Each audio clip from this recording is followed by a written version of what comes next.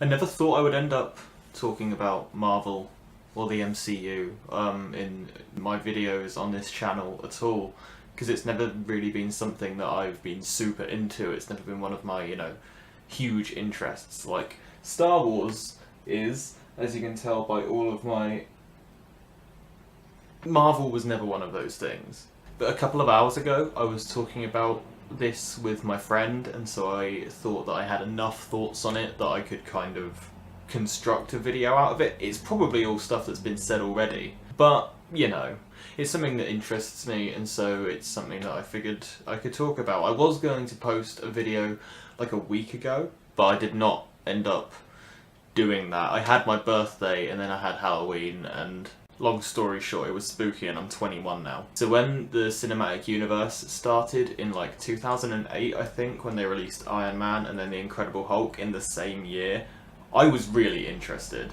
I saw both of them at the cinema, I think, with my dad and my brother probably. They were good films. I mean, since then I've come to terms with the fact that the Incredible Hulk is not really a good film, but I still really enjoyed it. But what really strikes me about Phase 1 Marvel films is the way that the cinematic universe is constructed is really strong. So the way that you should construct a cinematic universe is you should have, and all the good ones do this, you should have a series of standalone films that work on their own that you can watch individually, but which have connections. Iron Man, it was a film, and it happened, it started, a plot happened, and then it ended, and that was it. That was the film, it was a self-contained story, it worked really well. And then at the end of The Incredible Hulk, which is also a self-contained story, Tony Stark, Iron Man, shows up briefly, and that is the only connection so far that you are given. You know that they exist in the same universe, and that's as much as you know. And he does say they're putting a team together, so you're like, oh, okay, maybe we'll have an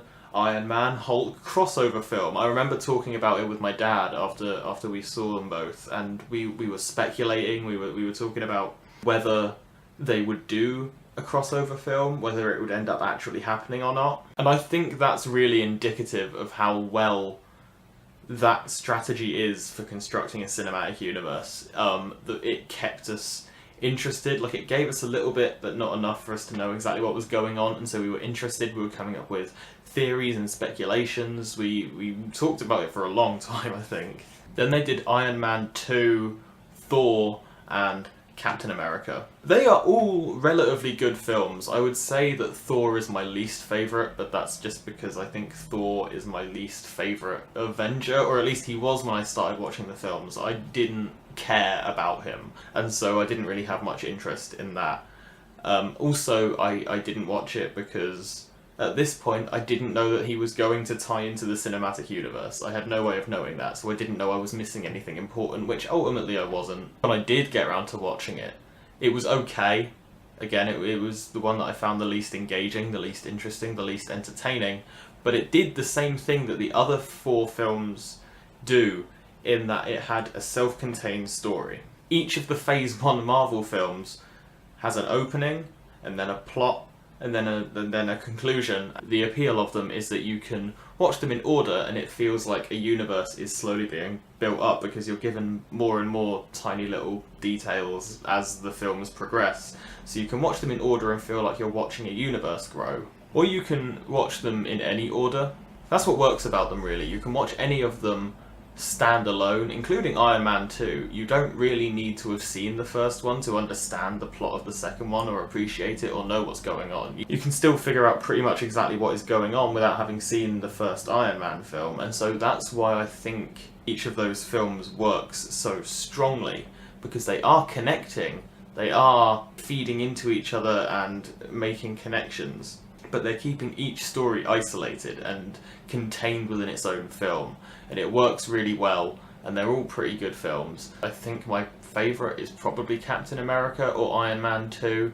Those are the only 2 that I've rewatched, I think. But yeah, that works really well. And then you have Avengers, and Avengers is a good film in its own right. That's kind of the turning point from where Marvel went from making really strong films to kind of not very good films. So everyone knew what Avengers was. Everyone already knew that. People who didn't know that probably wouldn't be interested in Avengers anyway, and so their audience, the audience for Avengers, was already catered to. They already had all of the information that they needed, so they could go in and appreciate it. And again, people who wouldn't like it probably didn't care, probably didn't go and see it. People who hadn't watched the first 5 Marvel films probably weren't gonna care if they saw Avengers or not. So I feel like that you went into Avengers with an appropriate amount of knowledge. You knew what you were going into. You knew it was going to be 5 people who had their own films, or 4 people who had their own films, meeting and doing an adventure, as well as other characters from those films. But yeah, you knew what you were getting. So that's the first film that they did where you really needed to have background before you went into it. You kind of had to have watched at least a couple of the Phase 1 films if you were going to understand what was going on in Avengers. But that in and of itself was not bad, because everyone knew that that was the conclusion to Phase 1. Or as far as I was aware, I didn't realise they would do a Phase 2 at this point. As far as I was aware, the conclusion to the series. So I thought, yeah, they've done all these individual films and then they'll have the big climax and that will be it. So the fact that you needed to have watched all of them beforehand wasn't really a problem. It was marketed as that. It was marketed as, hey, you know these characters that have not interacted with each other, that you know from these separate films, they're going to come together. It was the first time in my life that I'd seen anything like that done. Definitely, because I was about 12 when the MCU started. I think I was about 16 when Avengers came out. So in my lifetime and the films that I'd watched, this was the first time anything like this had happened, so I was really excited. I thought Avengers, when I first saw it, was the best film I'd ever seen, and it's not. Avengers is just okay. I rewatched it again recently. It's nowhere near as amazing or groundbreaking as I thought it was in 2012, but it's a good film. And then they started Phase 2, and I feel like that's where they kind of started to lose form. For the first film that came out after Avengers, which was Iron Man 3, it would have been so easy and so simple to make a third Iron Man film that worked structurally the same way that the first 2 did, where a plot started and then happened and then concluded. But the problem is, Tony at this point has had all of the events of the Avengers happen to him, and so he's really messed up in his head. He has like PTSD, and so he has PTSD flashbacks of the events of the Avengers, and I feel like that really is indicative of how the more recent Avengers films, you know, post 2012, haven't been quite as good. They haven't been as strong. Because you need to have watched Avengers in order to understand what the hell is going on in Iron Man 3. If someone had no interest in any of them except Iron Man, had no interest in the franchise or in the cinematic universe, and just really loved Iron Man, they might well say to themselves, I want to just watch the Iron Man films. Which isn't a bad strategy. There are 3 of them. There is essentially an Iron Man trilogy. They would watch the first 2 and it would be fine, it would be great, they would have a good time, they would enjoy themselves because they're relatively good films. Then they would watch the third one and they would be completely lost. They wouldn't know what was going on. I mean, they would know what was going on for the main plot, because it is disconnected from Avengers, but the parts that directly relate to the Avengers and reference that film would go completely over the head of anyone who had not seen it. Thor 2 actually did a pretty good job of making a self-contained story in the same way that the Phase 1 films did. You can watch, if you were to watch Thor and then the second Thor film, you would be pretty much fine. Then Winter Soldier came out. This seems to be everyone's favourite, or at least one of their favourites, but I didn't really like it a whole lot. At least I didn't enjoy it any more than I enjoyed any of the other kind of mediocre ones that had already come. I didn't love it that much. And one of the problems with it is that if you haven't watched most of the films leading up to it, you are going to be lost. If you went from watching the first Avenger to watching the Winter Soldier, you would have no fucking clue what was happening. You know, I haven't done that. I haven't watched just those 2 films back to back, but I feel like you would have no idea what the hell was happening. Guardians of the Galaxy was everyone's favourite when it came out. And I think the reason was, despite the fact that it was a huge tone shift, and I mean, everyone knows all of the reasons why Guardians of the Galaxy is really great. The visuals are very different. It's more comedic. The soundtrack is fantastic. So everyone knows that all of these reasons are factors in, you know, why everyone really loved Guardians of the Galaxy. But I feel like one of the factors was that it was essentially a standalone story. In fact, between Avengers and Guardians of the Galaxy, 3 films had come out. And although one of them did serve pretty well on its own as a standalone film, it did make references to Avengers and the other ones. Guardians of the Galaxy was introducing a whole new set of characters, a whole new group of people in a completely different setting, on a completely different world. And so you didn't need any background going in. They could start off, introduce all these characters, have a plot happen, and then conclude. And they did leave it a little open-ended for a sequel, which they obviously did end up doing, but it served as its own story. It served as a standalone. And it's really strong in that respect. So they were kind of a little bit back on form with Guardians of the Galaxy, but it didn't last long at all, really, did it? And when I say that it didn't last long, I mean that the next film after that was another Avengers film. And not only is that film the worst one in the Marvel Cinematic Universe in most people's opinion, but also it suffers the same problems that most of the Phase 2 films face, which is that if you haven't watched a bunch of films before you watch it, you don't know what the hell is going on. You know, watching other films first shouldn't be a prerequisite for watching a film. Even if it is a sequel, you should be able to appreciate it and enjoy it for what it is. And I don't feel very strongly that you can do that with Age of Ultron. The Avengers crew at this point, I guess, already has so many different characters in it that if you were not familiar with them, or at least with most of them, you would be like, who's that? Who's that? What the fuck is she doing there? And they introduce new characters as well. They introduce Quicksilver and Scarlet Witch.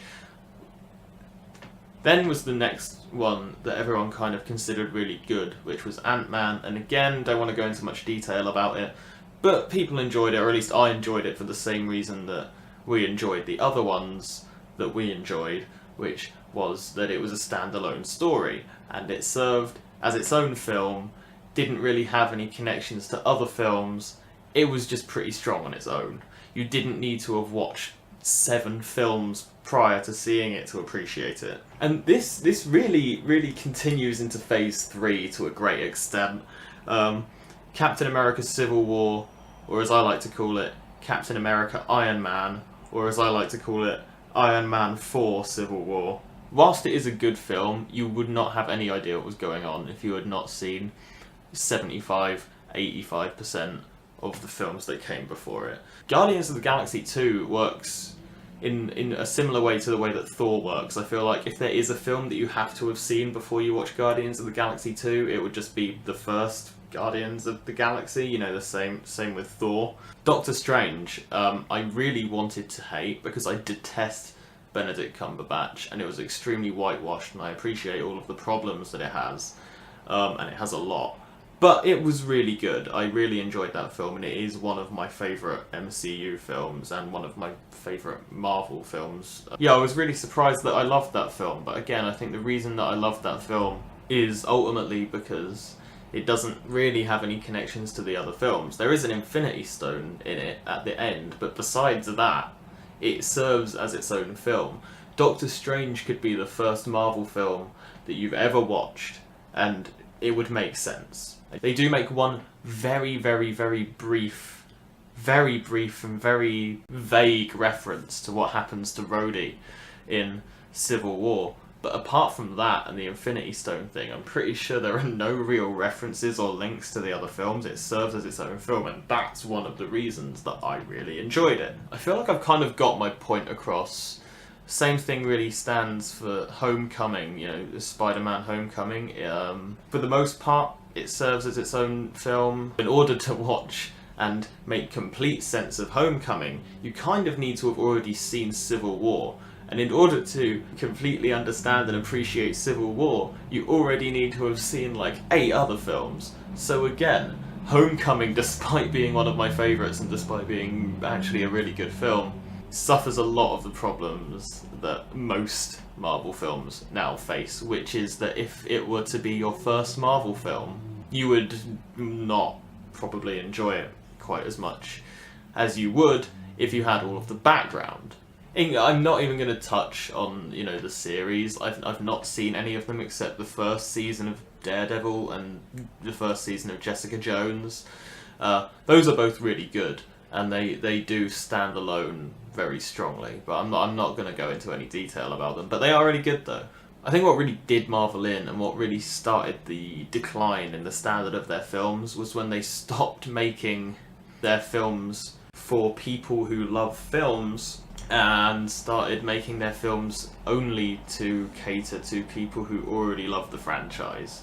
Because in phases 2 and 3, there are 2, 3, 4 at a push films which you can appreciate on their own. The only ones that you can watch in their entirety by themselves and still fully appreciate.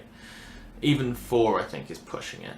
But it's absolutely no surprise whatsoever that the ones that people tend to prefer, the ones that tend to be people's favourites, are the ones that function on their own as standalone films as well as sequels. And so that's why I think Phase 1 was really good, and that's why I feel like Phases 2 and 3 have been pretty bad overall. I am looking forward to Ragnarok though. I still haven't got to see it quite yet, but I need to. Again, yeah, I would have put up a video sooner, but I didn't.